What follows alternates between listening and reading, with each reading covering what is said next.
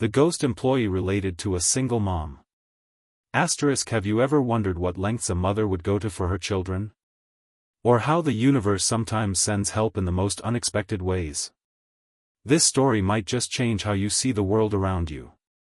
If this touches your heart, please consider liking this video and subscribing to our channel for more stories that remind us of the magic in everyday life. Asterisk. The first time Maria Alvarez noticed something strange at her office was on a Tuesday in November. Papers she'd left scattered across her desk were neatly stacked by morning. The coffee machine was cleaned, though she distinctly remembered leaving it with grounds still in the filter. Small things, easily dismissed as forgetfulness in her exhausted state. As a single mother of two working as an administrative assistant at Westfield Insurance, Maria's days began at 5 a.m. and rarely ended before 9 p.m. Between dropping off 7-year-old Lucia and 4-year-old Miguel at her elderly neighbor's apartment, working overtime whenever possible, and studying online for her accounting degree, sleep had become a luxury she couldn't afford. "You look tired," her supervisor, Janet, commented that morning. "Everything okay?" Maria nodded, forcing a smile. "Just the usual. Miguel had a fever last night." What she didn't mention was that her babysitter had cancelled last minute, her rent had increased by $200, and Miguel's medication had cost 3 times what she'd budgeted. The weight of it all pressed down on her shoulders like concrete. That evening, Maria stayed late again, entering data into spreadsheets until her vision blurred. The office had emptied hours ago. In the silence, she allowed herself a moment of weakness, pressing her palms against her eyes as tears leaked through. "I don't know how much longer I can do this," she whispered to the empty room. When she finally gathered her things to leave, she noticed a sticky note on her computer screen that hadn't been there before. Asterisk, "You're stronger than you think. D***. Maria looked around, heart racing. The office remained empty. She crumpled the note and threw it away, blaming exhaustion for her confusion. But the next morning, her desk was organized again. A fresh cup of coffee sat steaming beside her keyboard, though she was the first to arrive. And in her drawer, she found a brown paper bag containing a homemade sandwich and an apple. "Is someone playing a joke?" she asked her coworker, Tina. Tina shrugged. "Maybe the cleaning crew is being extra nice." But the cleaning crew only came on weekends. And they certainly didn't make sandwiches. The strange occurrences continued. Files Maria needed would appear on her desk before she asked for them.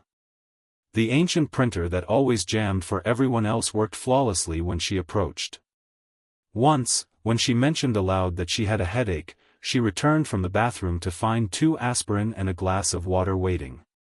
Then came the day her babysitter quit permanently. Maria sat in her car in the parking garage, phone pressed to her ear, calling every daycare in the area. None had openings. None offered hours that matched her schedule. None were affordable. "I can't lose this job," she whispered, resting her forehead against the steering wheel. "Please, I just need a little help." When she finally dragged herself to her desk, she found a list of names and phone numbers with a note, asterisk, "Home-based daycares within 2 miles of your apartment. The third one down has a sliding scale fee. D***. Maria's hands trembled as she picked up the paper. This wasn't a coincidence. Someone was watching her, listening to her. Someone knew where she lived. That night, she stayed late deliberately, pretending to work while actually watching the security cameras on her computer. Hours passed. Nothing. At midnight, she finally gave up and went to the break room for coffee. When she returned, a man was sitting at her desk. Maria froze in the doorway, heart hammering. He wasn't exactly sitting in her chair, he was somehow sitting through it, his form slightly transparent around the edges. He was typing on her computer, his fingers moving with impossible speed. "Who are you?" she managed to whisper. The man startled, turning toward her. He appeared to be in his 40s, with kind eyes and a face that seemed vaguely familiar. When he stood, Maria could see the chair through his torso. "You can see me?" he asked, his voice echoing strangely. Maria backed away. "What are you?" "My name is Daniel," he said. "Daniel Alvarez. I'm your uncle." Maria shook her head. "I don't have an uncle Daniel. You wouldn't remember me. I died when you were 3. He smiled sadly. "Heart attack, right here at this desk. I worked for Westfield for 20 years. Maria's back hit the wall. "This is insane. I'm hallucinating from exhaustion." "You're not hallucinating," Daniel said gently. "I've been here since I died. Most people can't see me. I've helped where I could, organized files, fixed the occasional computer glitch. But when you started working here..." He trailed off, looking embarrassed. "I recognized you immediately. You look just like my sister, your mother." Maria's mother had died when she was 16, leaving her alone in the world.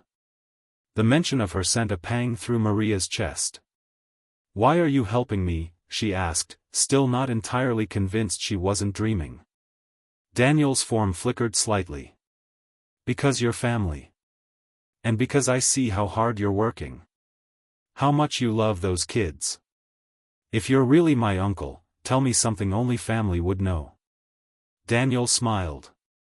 "Your mother used to sing Cielito Lindo when she cooked. You have a small birthmark shaped like a crescent moon behind your right ear. And when you were 3, you had a stuffed rabbit named Hop that you wouldn't go anywhere without." Maria's hand unconsciously moved to touch the birthmark. No one at work knew about that. And Hop had been packed away in a box of childhood mementos she kept in her closet. "This isn't possible," she whispered. "I thought so too, at first," Daniel said. "But here I am. I can't leave the building, believe me, I've tried. But I can help you while you're here." Over the following weeks, Maria came to accept the impossible reality of her ghost uncle. Daniel helped her complete her work in half the time, leaving her free to study for her classes. He taught her shortcuts in the company's systems that no one else knew. When she practiced her presentations for staff meetings, he offered feedback and encouragement. "Why don't you let others see you?" she asked one night as they worked late. Daniel's form wavered. "I tried, in the beginning. People were frightened.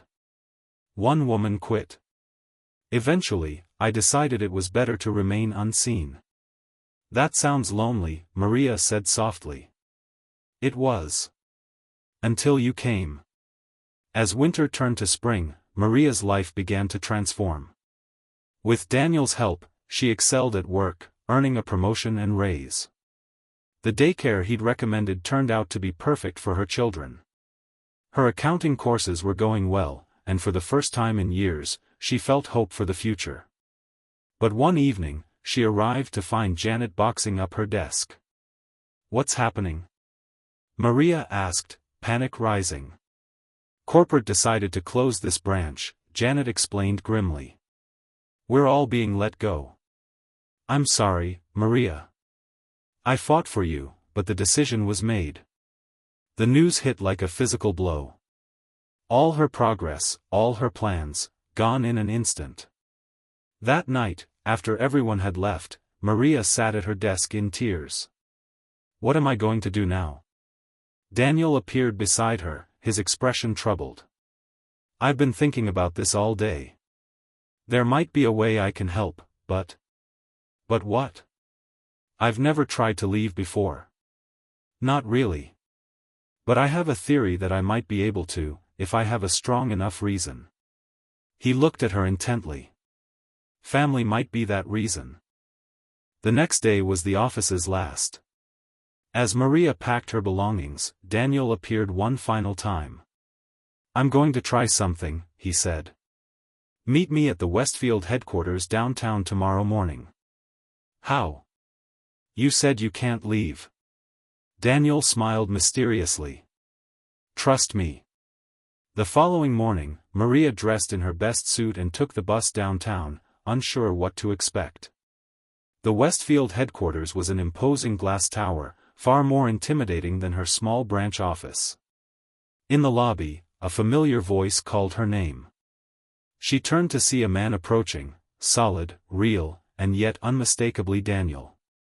The same kind eyes, the same gentle smile. "How?" she gasped. "I don't fully understand it myself," he said, his voice no longer echoing. "But I think I was tied to that building because I didn't have a purpose beyond it. Now I do." He straightened his tie. "I have an interview with the CFO in 20 minutes. Apparently, they're very interested in meeting the mysterious financial analyst who's been sending them brilliant cost-saving proposals for the past month." "You've been applying for jobs?" Maria asked, amazed. "Not exactly. I've been doing the job already, remotely.